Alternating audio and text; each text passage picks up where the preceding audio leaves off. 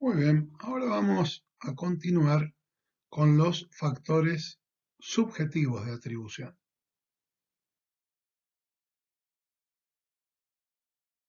En primer lugar, si hacemos la evolución, vemos que en el código de Vélez el fundamento de la responsabilidad era subjetivo.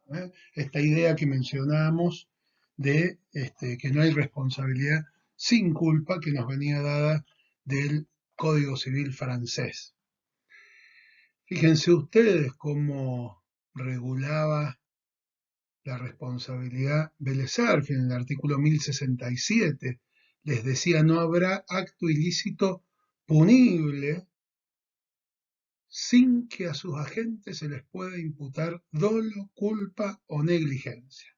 De estos claramente surgía que no había responsabilidad si no se podía demostrar estos factores subjetivos de atribución. El 1109 les decía que todo el que ejecuta un hecho que por su culpa o negligencia ocasiona un daño, está obligado a la reparación del perjuicio. Vemos cómo se cerraba esto eh, a supuestos concretos donde era necesaria la demostración de la culpa. No obstante, el mismo Código de Vélez tenía algunos supuestos de presunciones de culpa. Presunción de culpa significa que se va a correr la carga de la prueba, se va a trasladar o se va a invertir esa carga de la prueba que en principio pesa sobre las espaldas del acreedor o la víctima. Es la víctima la que tiene que demostrar la culpa de aquel sujeto a quien va a demandar.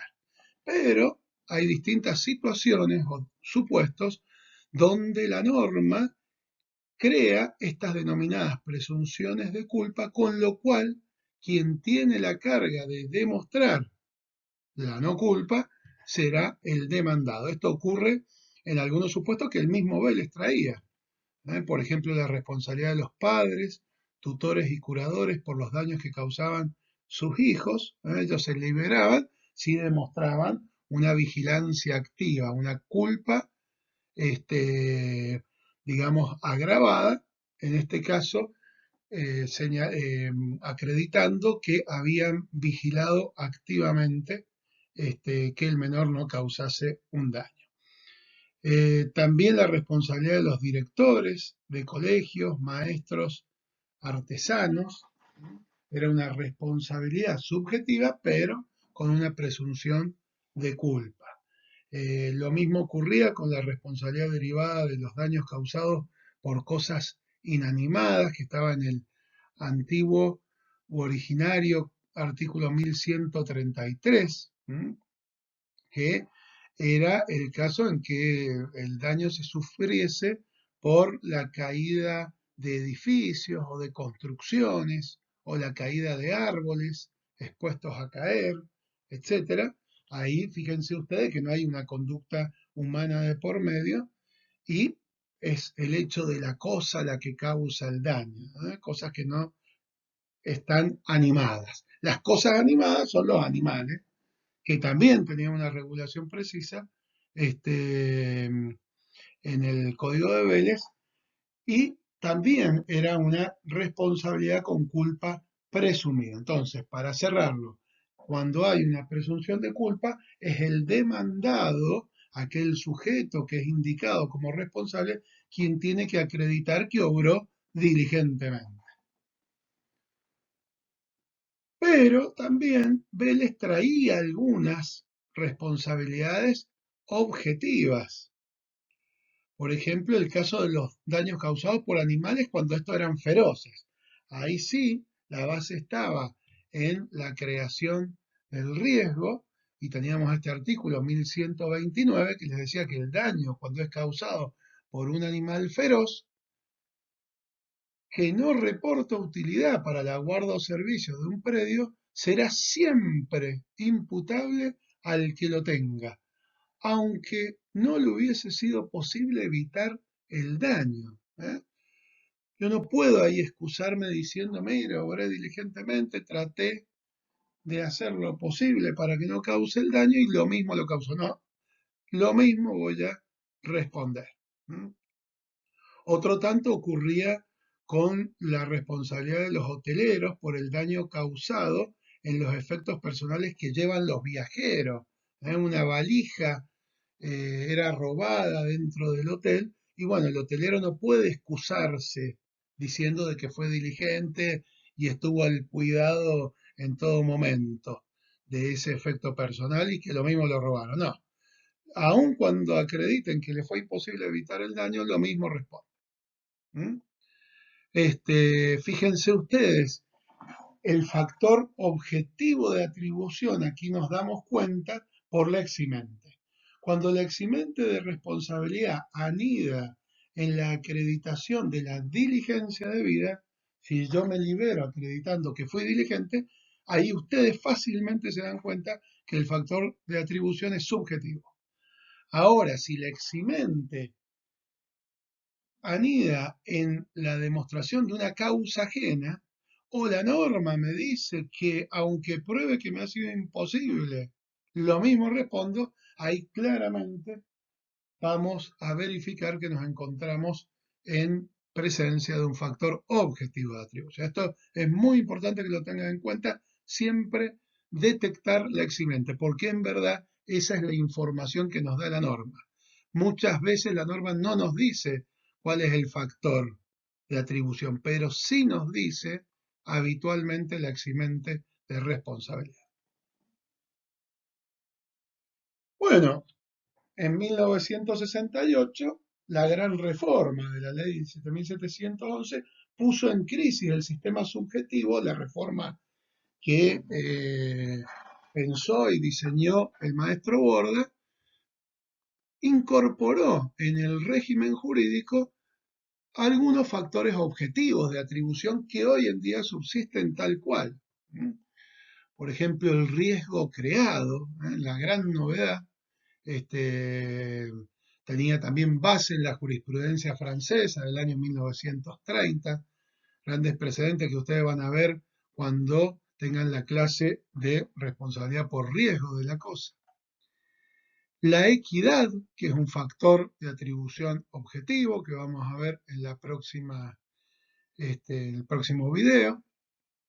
También el abuso del derecho que se incorpora, recuerden ustedes que lo han visto esto en privado, se incorpora en esta gran reforma del 7711 y las inmisiones, esto es el exceso a la normal tolerancia entre vecinos a causa del olor, humo, etcétera, que lo encontrábamos regulado en el artículo 2618. Esto implica la incorporación en el régimen del Código Civil de supuestos de factores objetivos de atribución de la responsabilidad. Bueno, ¿qué es la culpa?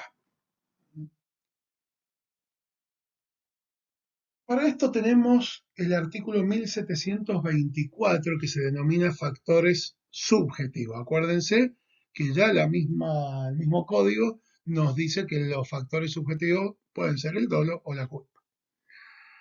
Y acá la define, dice la culpa consiste en la omisión de la diligencia debida. Y uno dice, ¿cuál es la diligencia debida? No, dice la norma, según la naturaleza de la obligación y las circunstancias de persona, el tiempo y el lugar. En esto no ha habido modificaciones, es casi idéntica, hay un giro idiomático nada más en lo que se modificó, en lo que era el código de Vélez, que estaba regulado en el viejo artículo 512. Tiene la misma definición, en eso no hay diferencia. Hablaba de omisión de aquellas diligencias que exigiera y eso generó algunas polémicas en lo que aquí está subrayado. Bueno, cuando la norma dice diligencia debida, es lo mismo que decir, esta es la conducta exigible. ¿Cuál es la conducta exigible? Es el obrar diligente que debió llevar adelante el deudor, debió llevar adelante el autor del daño. ¿Cuál es? Y bueno, acá es donde prima la prudencia del juez. El juez va a tener que analizar el caso concreto. Y allí, en el caso concreto, va a tener que ver de qué obligación se trata, cuál es la naturaleza de la obligación y cuáles son las circunstancias de personas, tiempo y lugar en que se dio. Pensemos, por ejemplo, no es lo mismo el estándar de responsabilidad o el examen de la conducta que vamos a hacer en relación a la responsabilidad de un médico que está en un hospital, dentro de un quirófano, con toda la aparatología exigida para el caso, que el mismo médico en la calle auxiliando a una persona que está herida. ¿Mm? Las circunstancias de lugar, de tiempo y de personas cambian. Entonces el estándar de diligencia de vida no puede ser el mismo. Entonces, bueno, acá es donde necesitamos la prudencia del juez para que me distinga esto. Esto es lo que me permite la flexibilidad o el margen que me da el 1724.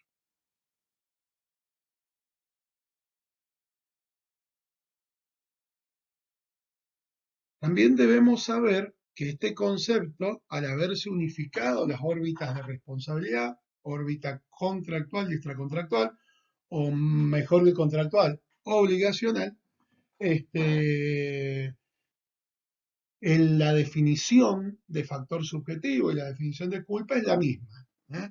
No hay una definición por cada órbita. Esto ténganlo en cuenta porque vamos a ver en los incumplimientos cuándo hay culpa y cuándo no. Fíjense qué sabia la nota esta, el artículo 512,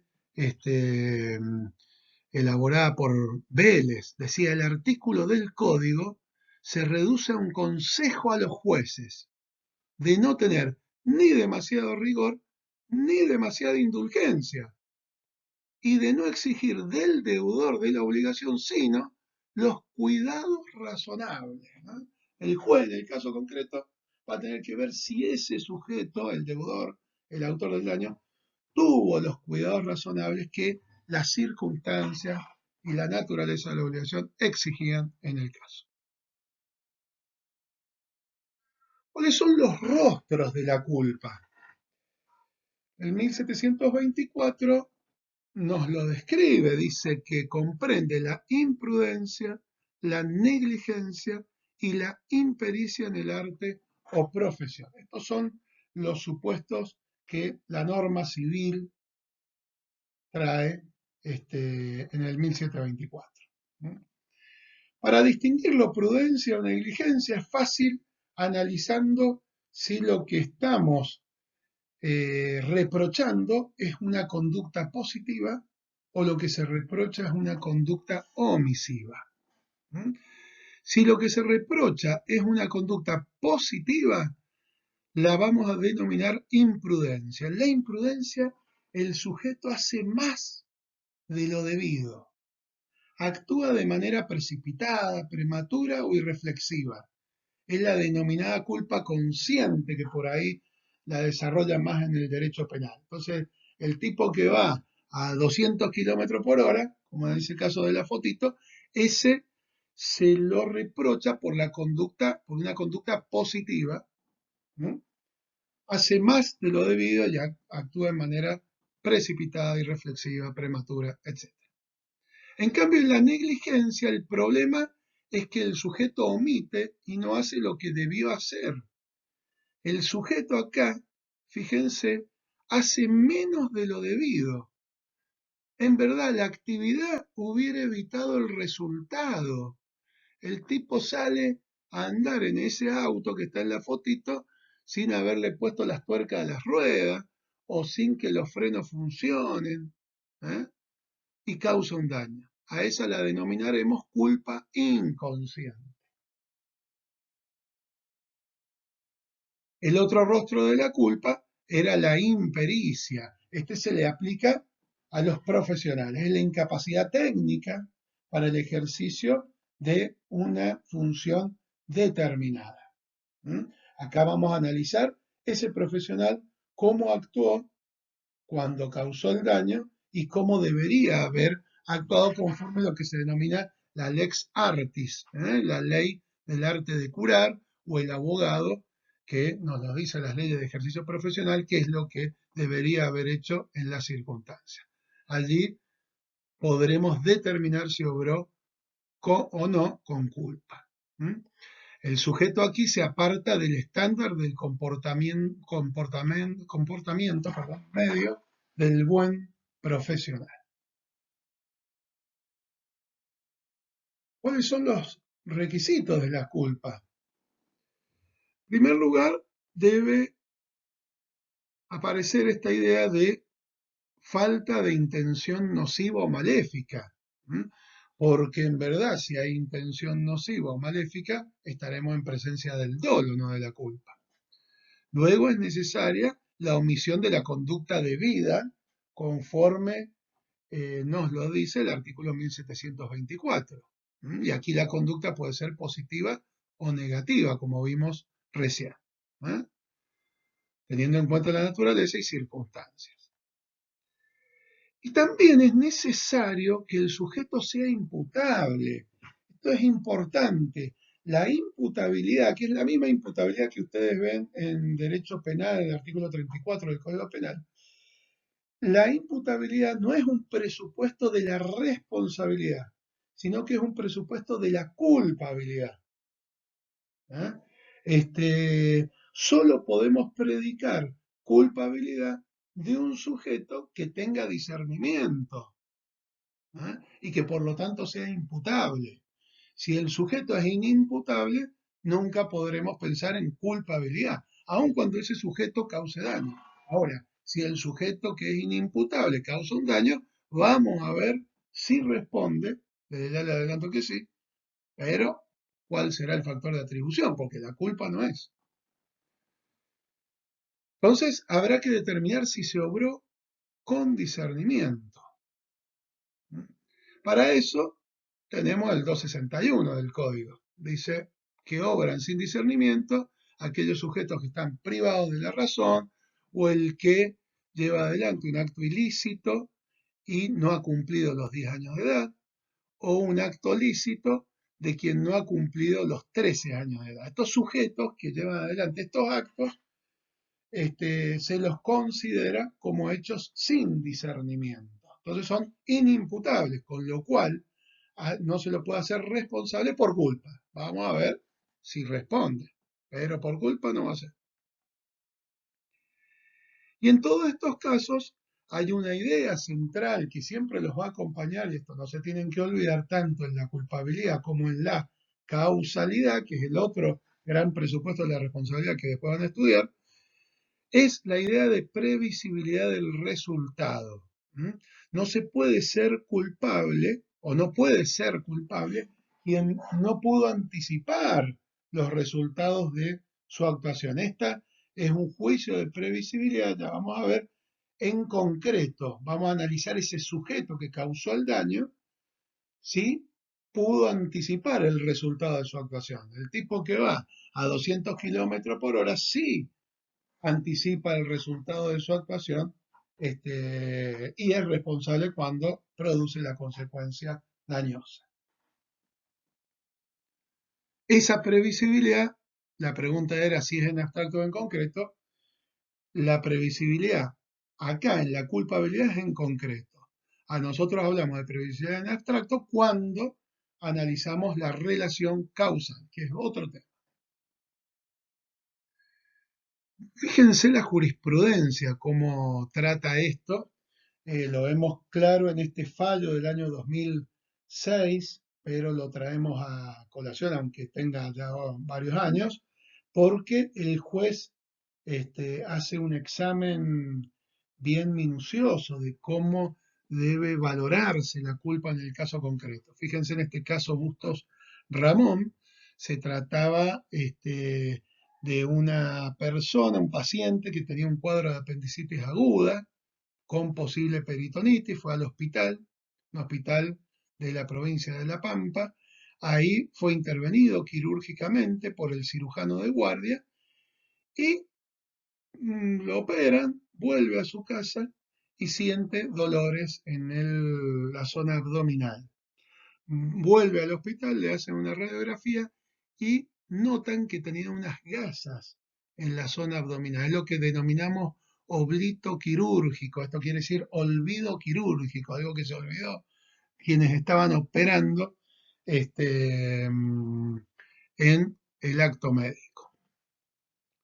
Bueno, acá hay culpa. ¿Cómo funciona acá la culpa? Fíjense lo que dijo la Corte de la Nación.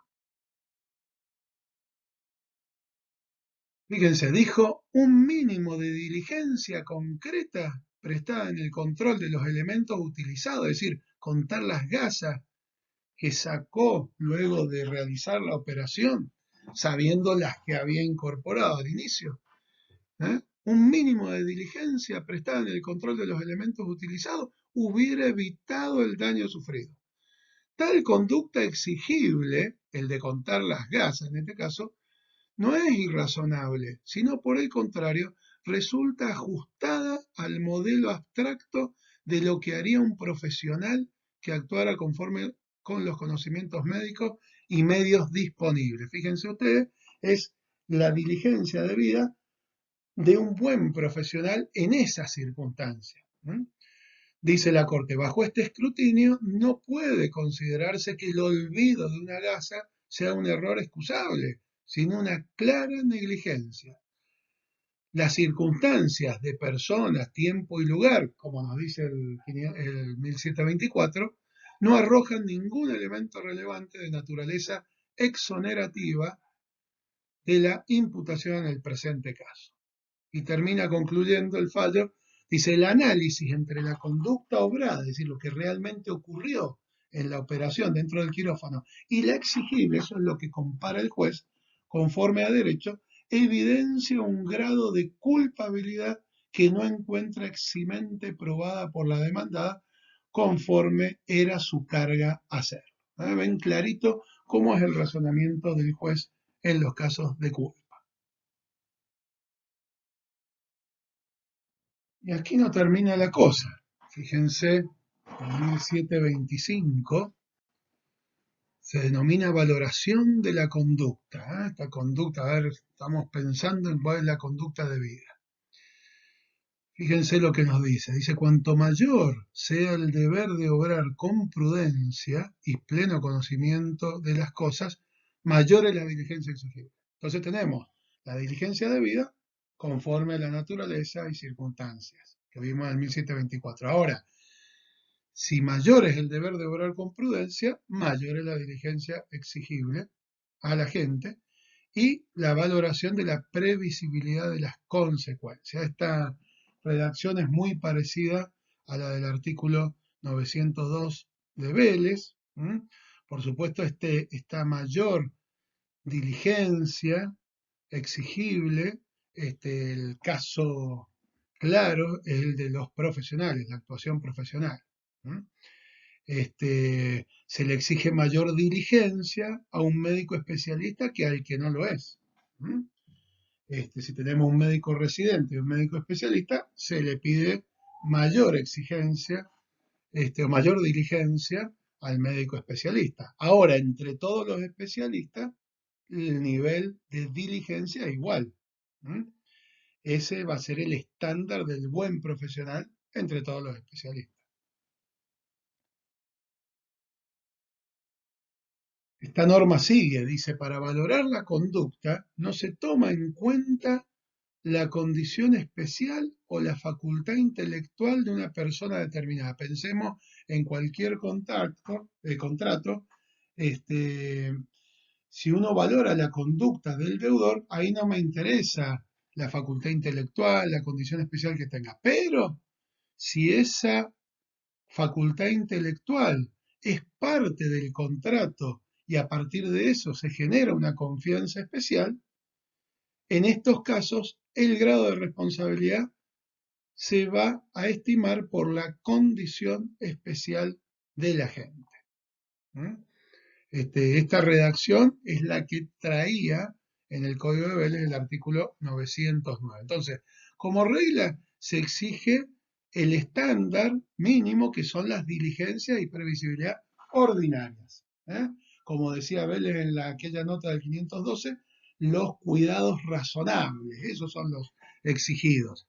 Ahora, por excepción, hay contratos que suponen una confianza especial.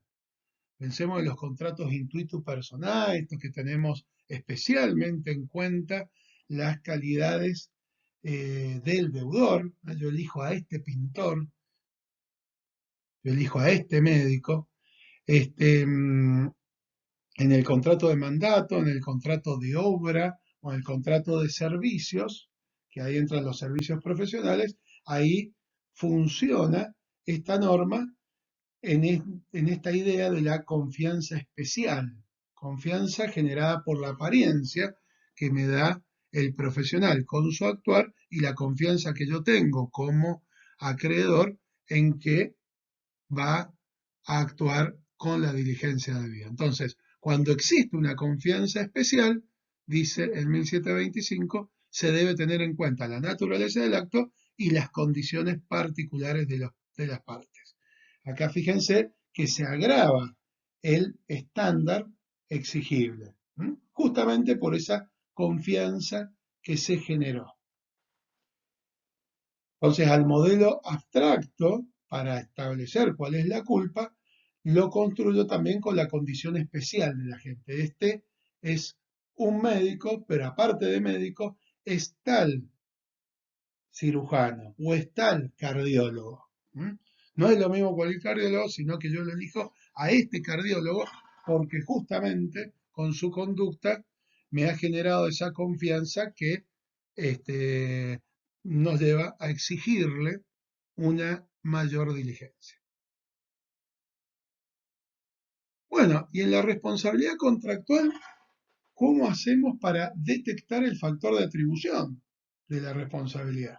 Bueno, acá vamos a tener que analizar el objeto de la obligación que ustedes vieron en la bolilla 2. El objeto de la obligación, que es esa conducta del deudor, como nos dice el artículo 725, esa conducta que despliega el deudor tendiente a satisfacer el interés del acreedor. Bueno, ¿cómo nos damos cuenta? Deberemos ir a esta clasificación que también vimos en obligaciones 1, que es la que distingue entre obligaciones de medio y de resultado. Muy rápidamente se lo menciona el solo efecto de detectar el factor de atribución de responsabilidad, porque este tema ustedes lo ven en obligaciones de hacer, en obligaciones 1, en responsabilidad profesional, cuando vean los supuestos especiales de responsabilidad, aquí en obligaciones 2, y aquí una presentación muy breve. En orden al objeto de la obligación, nosotros hablamos que siempre debe existir conducta e interés, o prestación e interés.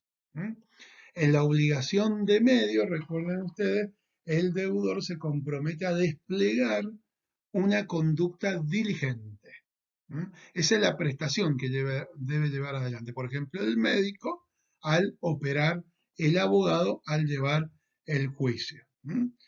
Y hay un interés final que por supuesto tiene el acreedor, pero ese interés final es aspirado o aleatorio, puede o no darse, puede o no salir bien de la operación, puede o no ganar el juicio el cliente. Pero bueno, al deudor acá solo lo que le exigimos es la diligencia debida, no le exigimos el cumplimiento o la satisfacción del interés final. En cambio, en las obligaciones de resultado, fíjense ustedes, estas ya estaban reguladas en el 774 cuando lo vimos en obligaciones 1. En cambio, en las obligaciones de resultado, la prestación diligente, la verdad que es irrelevante. Puede actuarse con diligencia o no. Al acreedor lo que le interesa es que se satisfaga su interés final. Entonces el interés final en la obligación de resultado está asegurado. Todas las obligaciones de dar son obligaciones de resultado. Bueno, el régimen cambia en orden al factor de atribución. Si la obligación es de medio, el factor de atribución será subjetivo, porque lo que está en juego es la diligencia de la conducta. ¿Mm? En cambio, en las obligaciones de resultado, la conducta diligente es irrelevante y lo que está en juego solamente es la satisfacción del interés final, razón por la cual el factor de atribución va a ser objetivo. Fíjense el 1723, muy claro en este sentido. Cuando de la circunstancia de la obligación o de lo convenido por las partes surge que el deudor debe un resultado determinado, un dar, un no hacer, varias obligaciones de hacer, el abogado, el presentar la demanda en tiempo y forma. Si está en juego entonces un resultado determinado, la responsabilidad es objetiva. 1723. Esto nos lleva a determinar cuál es la distribución de la carga de la prueba. Esto lo ponemos más allá de que sea una cuestión procesal, justamente porque esto es central en el juicio, a ver cuál es la carga que tiene cada uno de los sujetos de la obligación. El acreedor, si la obligación es de medio, va a tener que demostrar la culpa. Va a tener que demostrar la culpa del médico, va a tener que demostrar la culpa del abogado. Con eso lo que está demostrando es que incumplió, porque no pudo cumplir con el objeto comprometido, que era la prestación diligente. Entonces, si demuestra culpa, demuestra a su vez incumplimiento. ¿Y cómo se va a liberar el deudor? El médico o el abogado. Y bueno, deberá acreditar su no culpa o la diligencia debida. En cambio, si la obligación es de resultado, alcanza con la demostración del mero incumplimiento, que es que no se dé o que exista una discordancia entre lo prometido y lo sucedido. Yo te tenía que entregar la heladera y no la entregué. Yo tenía que entablar la demanda en una fecha determinada y no la entablé. Ya con eso hay incumplimiento. El deudor, para liberarse, no le alcanza con la no culpa porque no está en juego la diligencia de la conducta. Va a tener que acreditar una causa ajena, como lo prevén estos artículos: el hecho del damnificado, el hecho de un tercero extraño o el caso fortuito extraño a la esfera del deudor.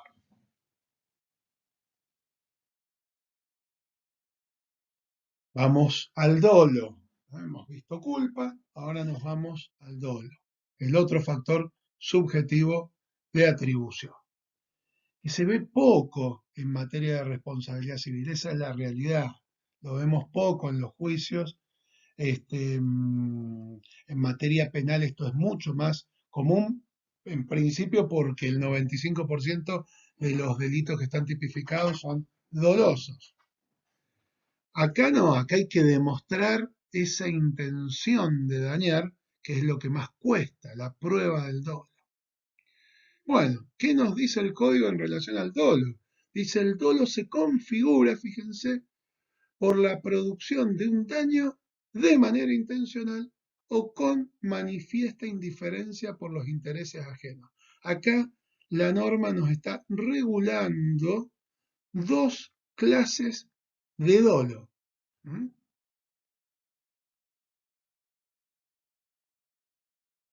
Vélez-Sarsfield solo regulaba una de las clases de dolo, que es el dolo directo. Nos decía aquel que a sabiendas y con intención de dañar produce el detrimento.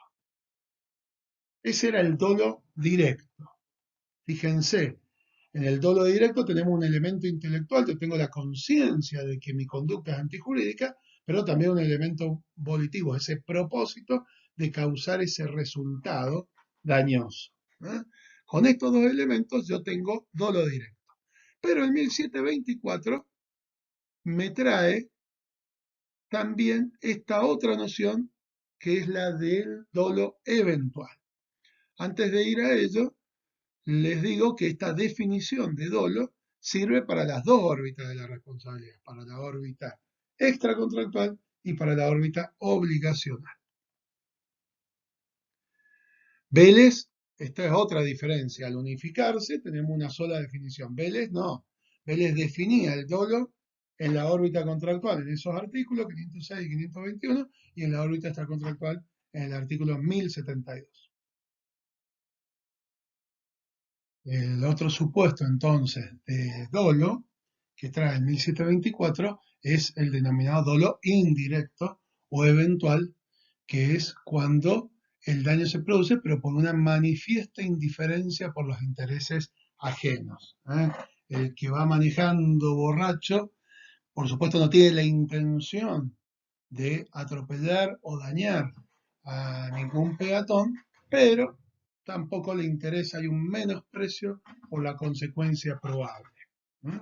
Como dicen los penalistas. Entonces, bueno, para destacar acá, el legislador incorpora también el dolo indirecto o eventual en la normativa del Código Civil. ¿Cuáles son las acepciones de dolo? Tenemos tres acepciones. La primera es el dolo como vicio de la voluntad. Estas ustedes las analizan en derecho privado 1. Y acá es el engaño. Este es el engaño que me lleva, que afecta a mi intención como elemento del acto voluntario, con tal de llevarme a celebrar el acto. Fíjense el 271.